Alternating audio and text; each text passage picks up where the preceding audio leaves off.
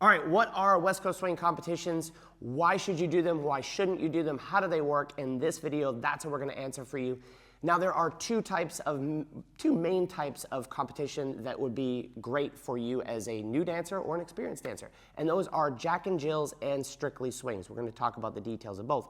What is a Jack and Jill, Miss Megan?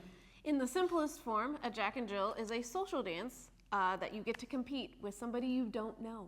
And in a Strictly Swing, the same thing, but you get to pick your partner. so we'll explain the differences. So Jack and Jill, you register as a leader or a follower. It doesn't matter, male, female, so there are females that lead.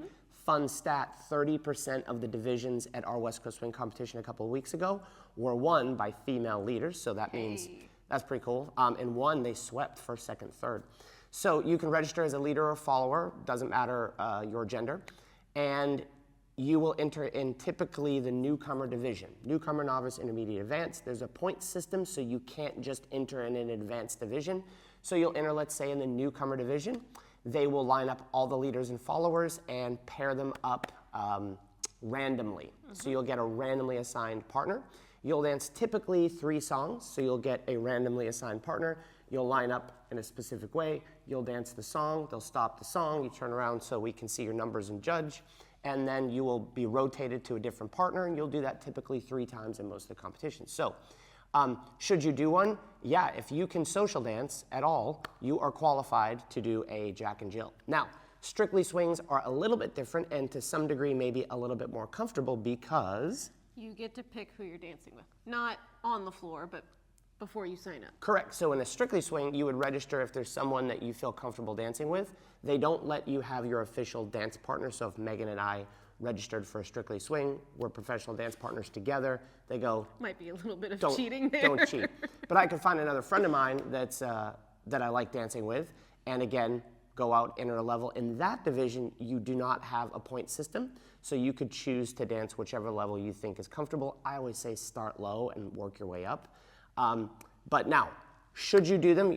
Yes, right? If you can social dance, you're qualified. The practice is literally just social dancing, being comfortable with your moves.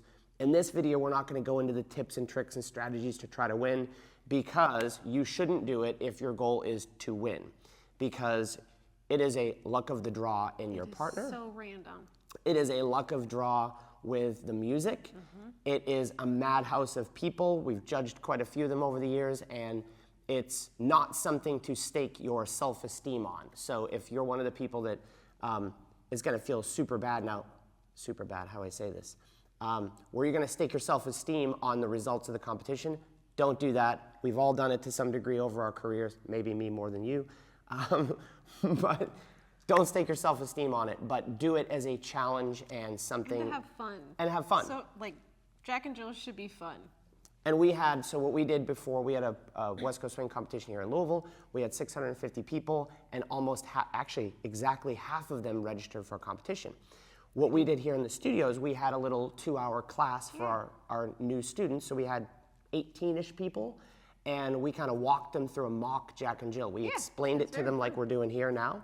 And then we literally lined them up and we judged them a little bit, and actually Megan won. Kind of. Sort of. Sort of, kind of cheated.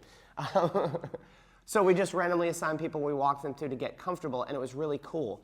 Another reason why you should do one if there's a West Coast Swing competition near you is it's a rush. It's definitely a rush, even though it's not as, nerve-wracking as performing all by yourself in front of 1,000 people as a professional. It is for some people. It is very nerve-wracking for new people because you feel the weight of people looking at you and you're being judged. If you're not used to that at all, I had a student come up to me and go, "Oh my God, I was so nervous, I was shaking." Yeah, so it's nerve-wracking. It's worth going through it because it's a rush. Typically, your friends and people from your area, we had a great atmosphere. People are cheering for one another. So that's part of the experience and the rush. But those are your Jack and Jill and your Strictly Swing competitions. There are others like routine divisions and things like that. But typically, if you have a professional partner, you probably are a teacher, a pro that you're dancing with, they can explain all that stuff to you. We host 2 of those competitions, one here in Louisville, which was in January. We have another one coming up in July in New Orleans, super cool. We have country competition, we have West Coast Swing competition, and we have social dancing for swing and country. And we go to Bourbon Street and we have fun. It's really cool. I will drop the link somewhere around here for, it's called Country Dance Mardi Gras.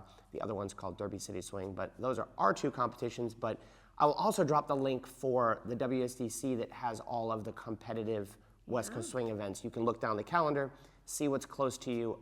Super fun. It's a rush. You should do it. We'll see you in the next video.